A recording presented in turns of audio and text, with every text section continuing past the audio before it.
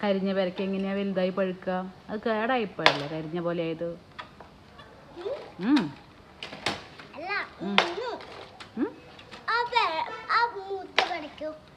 നമുക്ക് നല്ല പഴുത്ത പേരയ്ക്ക വേണ്ടേ? മൂത്ത പേരയ്ക്ക നീ തിന്നില്ലല്ലോ.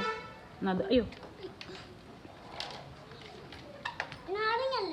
അല്ല, പേരയ്ക്ക താഴെ വീണ പേരയ്ക്ക കഴിക്കാൻ പാടില്ല.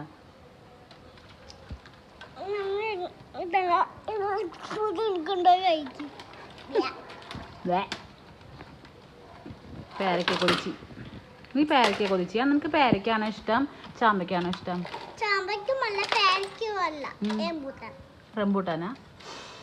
റംബൂട്ടാൻ സീസൺ ആയി തുടങ്ങി.